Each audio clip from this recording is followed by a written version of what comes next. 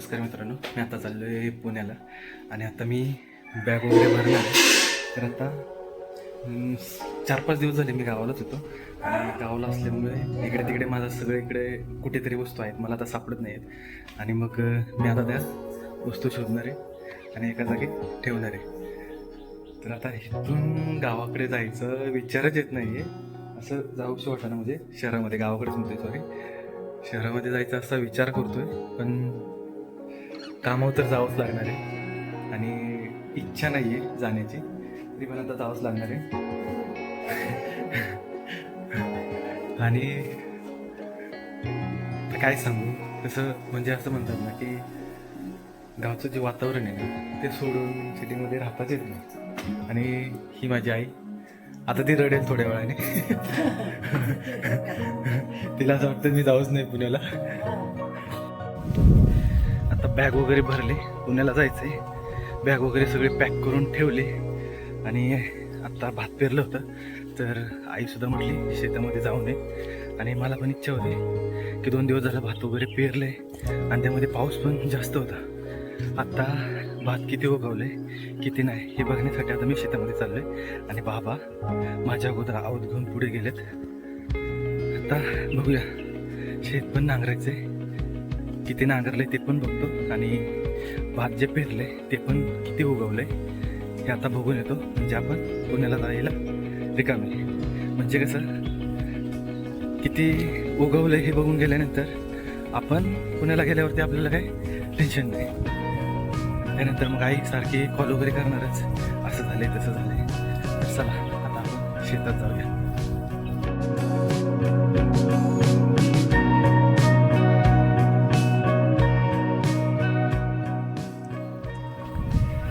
आत्ता आपण पोचलो शेतामध्ये.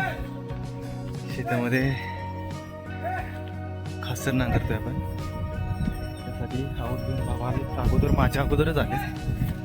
तर भरपूर शेतं नांगरून झालेत. आता 2-3 शेतं राहिलेत, ते आता बाबा नांगरतात.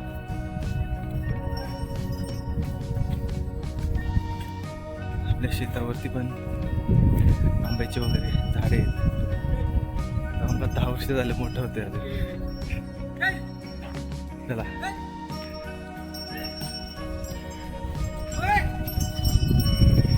मस्त हवा सुटली, वातावरण पण एकदम मस्त झाले, सगळीकडे हिरवळ झाले आणि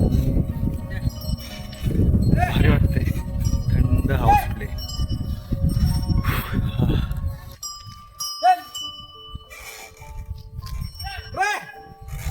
हाना पटापटा आपली, चला हाना पटापटा. वय झाले ना, वय झाले का अण्णा, वय झाले ना.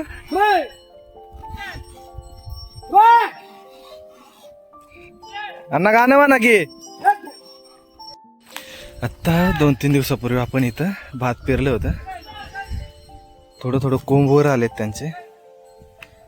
तुम्ही जर बघितलं तर तुम्हाला इथे हिरवं हिरवं थोडंसं दिसत असेल. हे बघा, हे जे थोडं थोडं हिरवं दिसतंय ते भाताचे आता कोंब आहेत. आता थोड्या दिवसातच हे मोठे होतील. शेताच्या बाजूचा आपला परिसर.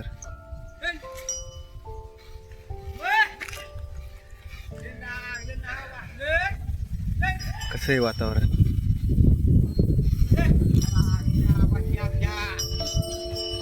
जुळजुळ वारं सुटलंय.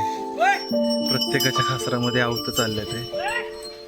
आता ट्रॅक्टर आल्यामुळे काही लोकांकडे बैल हा प्रकार राहिलाच नाही, त्यामुळे सगळ्यांनी बैल वगैरे विकून टाकलेत. पण डोंगर भागामध्ये शेती करण्यासाठी बैलाचाच वापर करावा लागतो, हे कोण सांगणार ना. हे माझे बाबा आता खासर नांगरते. त्याच्यानंतर खासराच्या बाजूने जे नांगर ज्या ठिकाणी जात नाही ना तिथली जागा कुदळीने कुदळावी लागते, म्हणजे ती जागा मऊ होते आणि त्याच्यामध्ये आपण भात लावू शकतो. नाहीतर काय होतं, जे बाजूने नांगर जे जाते ना त्याच्यामध्ये अशी कडक जागा राहते, त्यामुळे तिथे भात लावता येत नाही. त्यामुळे असे कडक कपडे घ्यायला लागतात.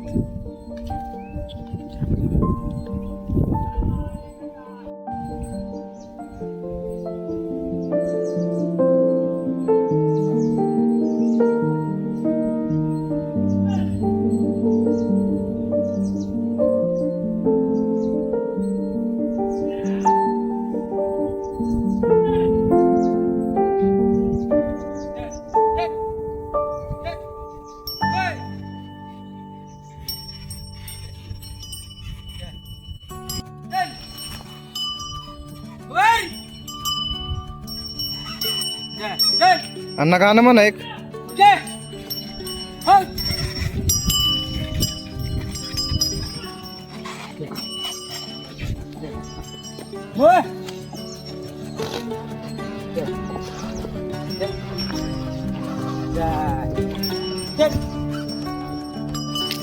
Dad!